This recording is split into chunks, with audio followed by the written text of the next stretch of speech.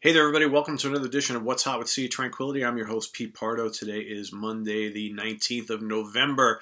We got Thanksgiving right around the corner for those of you here in the United States. For the rest of you, it's just getting that much closer to Christmas, right?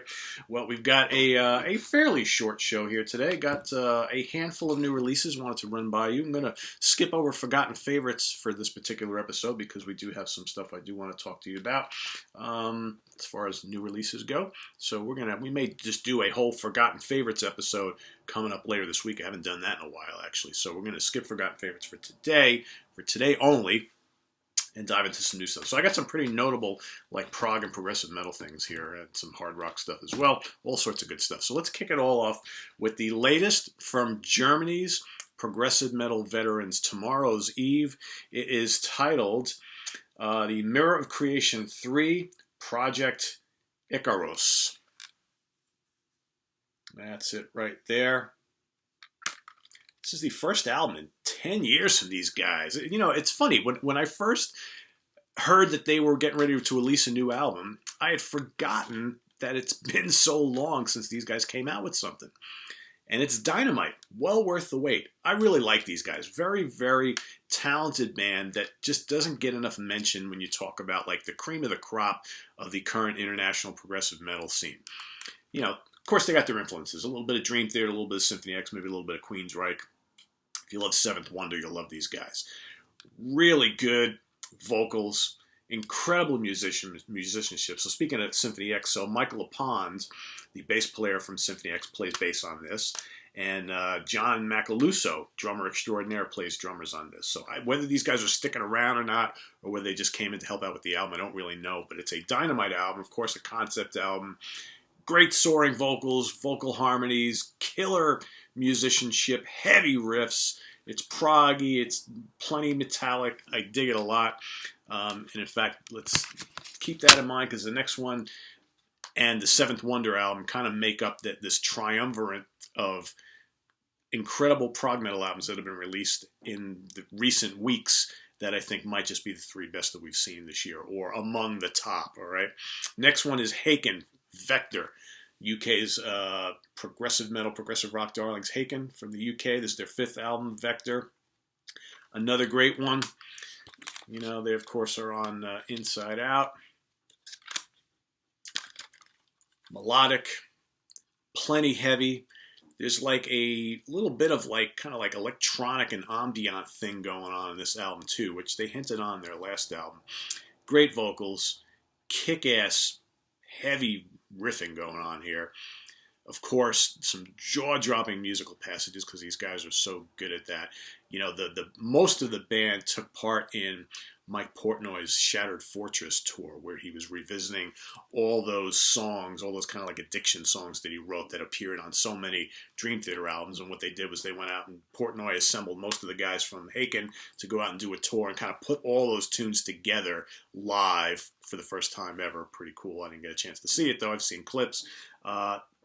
And I wonder how much of that had an influence on this album, because there's some, not that the band hasn't had some Dream Theater influences, but you can hear a lot of that in some of this music. But another dynamite album, again, along with this and along with Tiara, the new Seventh Wonder. What a great trio of prog metal albums that we've been treated to in recent weeks, months, you know.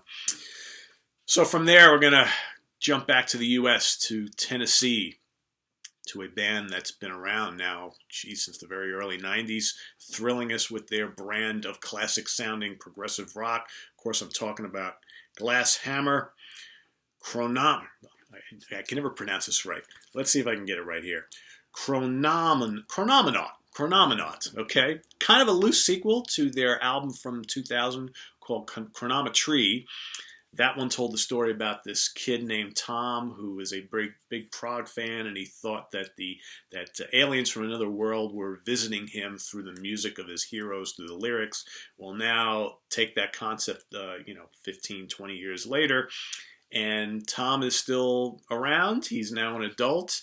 He's a musician in a band, and he wants to. His vision in life is to go back into the 70s and be like a rock star And that's kind of like the whole theme of the album here. Very cool album. You got Susie Bogdanovich on lead vocals for most of the album anyway. Matthew Parmenter from Discipline guests on vocals too, on I think 2 tracks.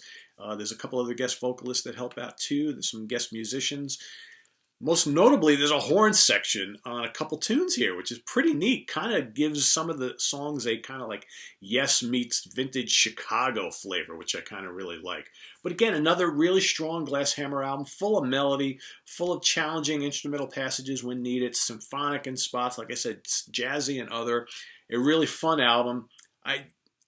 One of those bands that just can never do anything wrong. Every release is redeemable and rewarding on its own, and I think they just keep on doing what they do. You know, it's fantastic keyboards, melodic, tasty guitar work, great drumming, great rhythms, vocals are outstanding. Just another really, really good album from Glass Hammer, who just hit it out of the park all the time. All right, let's go over to hard rock, shall we? To Sweden. Cold Hearted Woman, the latest from Riot Horse. Like this band. If you like your 70s hard rock with tons of groove, think Cactus, Grand Funk Railroad with a touch of Free and Zeppelin and Humble Pie, that sort of thing. You'll dig Riot Horse. This is a really fun album. This is, what label are they on here now? God, I forget. And of course, I'm not wearing my glasses, so does it really matter, though, what label they're on? Who cares? The album is great, right? Is this listenable? And, you know, everything is so microscopic on these things. Metalville Records. Quite good. Great vocals, bluesy, little harmonic on a couple tunes. It's heavy rocking, like I said, tons of groove. Wild guitar work. Vocals are outstanding. The rhythms are great. A fun album if you like rock from Sweden done the 70s way. Great album. We go to Baltimore here in the U.S., a band called Alms, Act 1. This is their debut for Shadow Kingdom Records. I dig this a lot. So picture in your mind Pentagram, Black Sabbath mixed with like Deep Purple and Uriah Heep. Kind of like the early Doom meets the early hard rock sound. Kind of bluesy, kind of doomy. Mix of female and male lead vocals. Trippy stuff, heavy stuff. Bleak stuff, groovy stuff, all rolled into one. Kind of spooky stuff. You'd think, you know, think of the band Lucifer, maybe a little more doomy, not quite as retro hard rock as Lucifer's gone in their last album, or most recent album, I should say. But another really, really strong album. So the band is called Alms, A-L-M-S. Okay, be on the lookout for that. Quite good. Last but not least. This is the latest album. It is called An Alien Heart, correct? No, An Alien Heat. Sorry about that.